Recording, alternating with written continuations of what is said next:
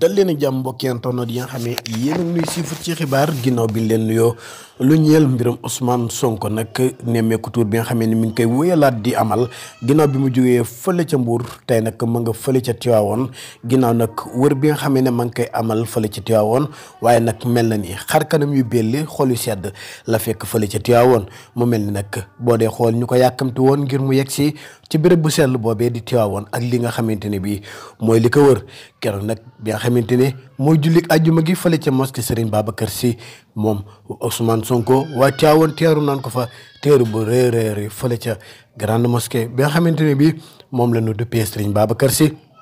waaye it lenn ci ay xale yi nga xamante ne ñi ngi dajeek moom di ko ñaanal waaye ay mag yoo xamante ni ñu góor wala ñu jigéen ñi ngi ñaanal kii di Ousmane Sonko ngir yàlla muccal ko kii nga xamante ne bii nag mooy président Macky Sall ndax loolee dina nekk bànneexam waaw am déet lu ci manti am dees na topp mbir yi ndax kat bu nu xoolee bi mu jógee fële ca Mbour loolee lan ko daal di wóolu fële ca tribunal ngir mu leerali mbiram ak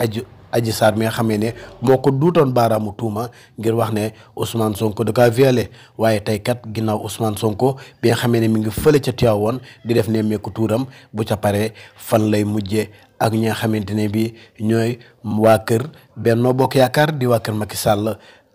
ñi nga xamante ne bii kat ñoom la fekk ji foofee ca Tivaouane ndax Tivaouane ku ko tudd Thiès te Thiès ku ko tudd ne Idrissa Seck.